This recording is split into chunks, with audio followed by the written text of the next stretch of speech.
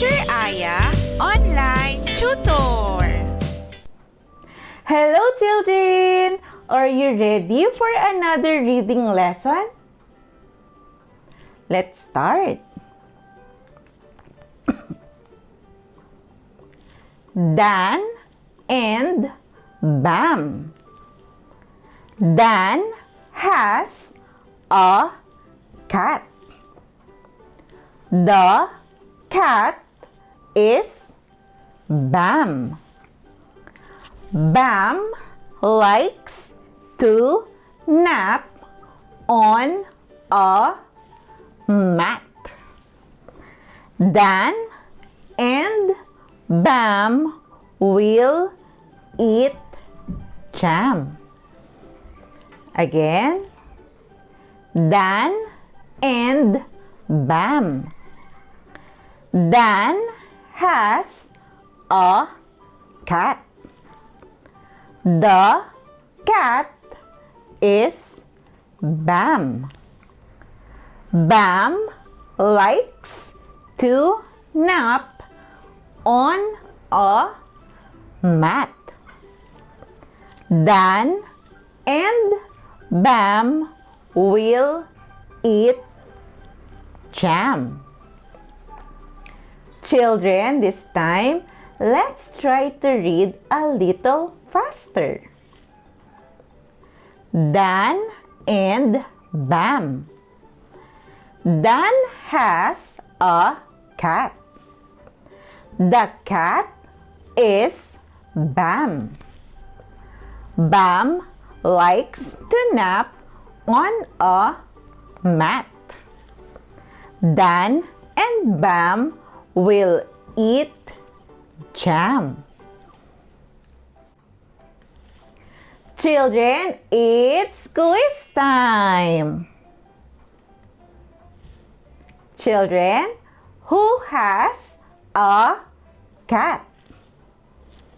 Again, who has a cat? A. Jan. B. Dan. Children, the correct answer is B. Dan.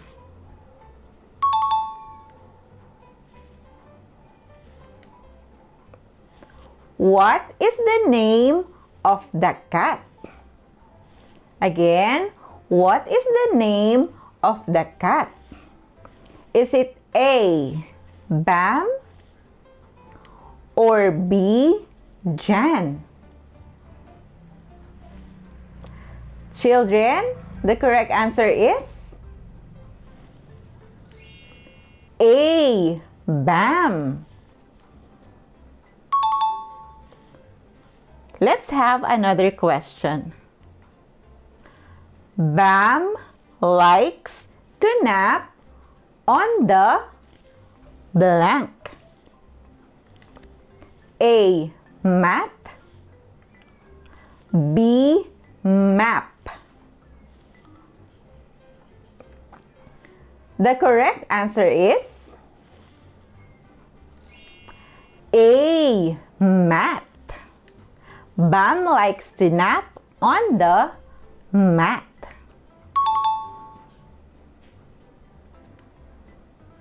Children, let's have another short story. Hen in the pen.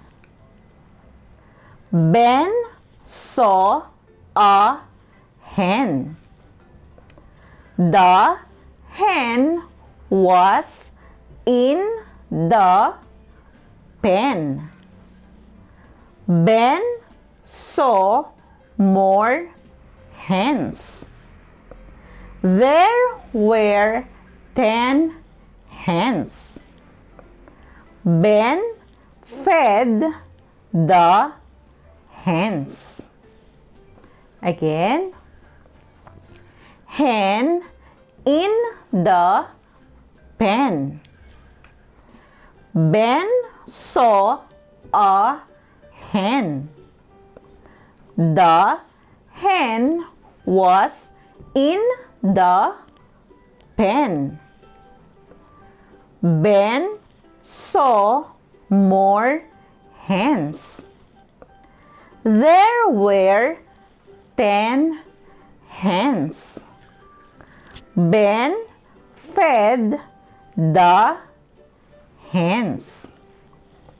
Children, this time let's try to read a little faster. Hen in the pen. Ben saw a hen. The hen was in the pen. Ben saw more hens. There were 10 hens.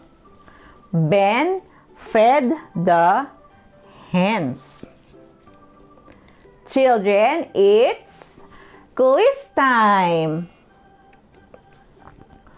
Who saw a hen? Again, children, who saw a hen? A. Jen or B. Ben? Children, the correct answer is B. Ben. Where was the hen? Again, children, where was the hen? A. Den or B. Pen? Children, the correct answer is B. Pen. Let's have one more question. Ben saw more hens. There were blank hens. Again, children, Ben saw more hens. There were blank hens. Is it A. 10 or B. 6? Children, the correct answer is A. 10. Let's have another short stories. The pig's wig. The pig had a wig. The wig was big. The pig went to a gig. The pig did a jig. Again, the pig's wig. The pig had a wig. The wig was big. The pig went to a gig. The pig did a jig. Children, this time let's try to read a little faster. The pig's wig. The pig had a wig. The wig was big. The pig went to a gig. The pig did a jig.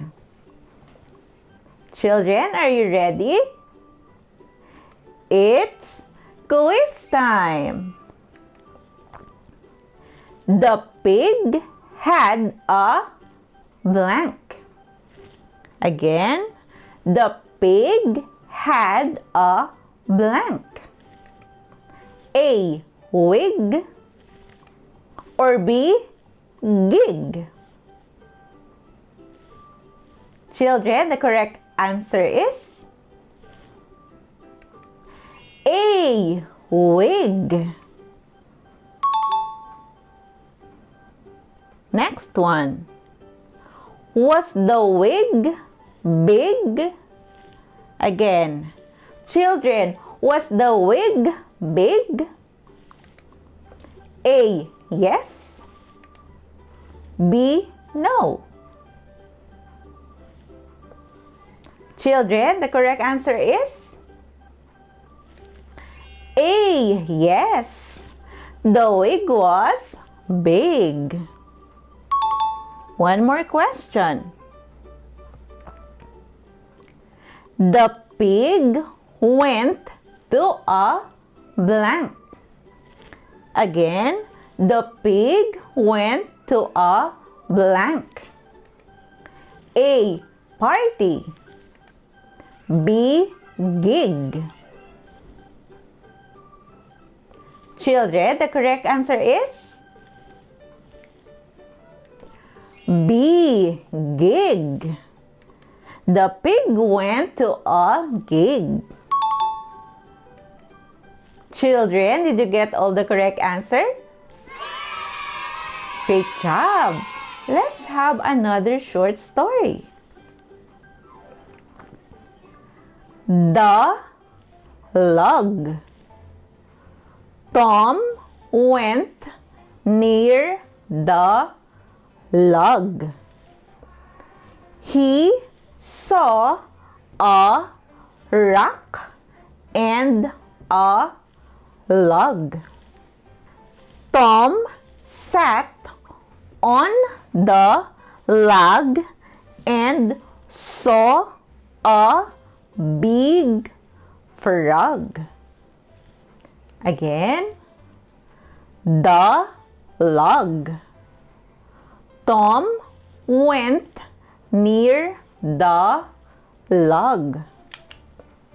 He saw a rock and a log. Tom sat on the log and saw a big frog. Children, this time let's try to read a little faster. The log. Tom went near the log. He saw a rock and a log. Tom sat on the log and saw a big frog. Children, it's quiz time. Who went near the log?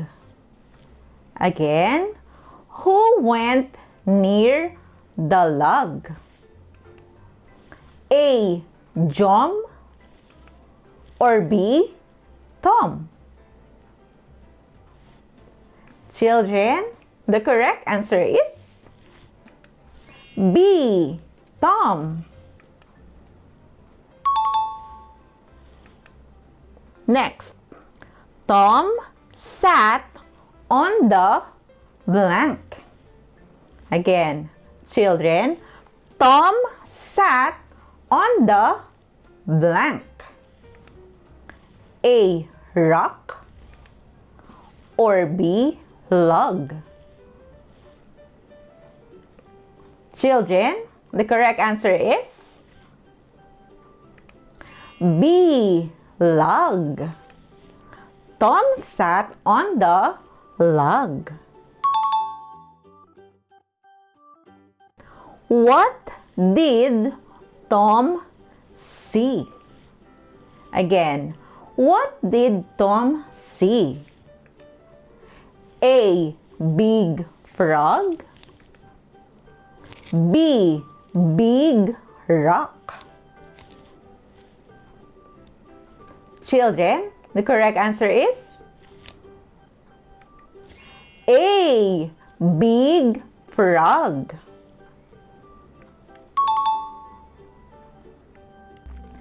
Children, did you get all the correct answers? Great job! Children, remember, always practice reading so you can be a good and fast reader. Thank you for listening, children. See you on our next lesson.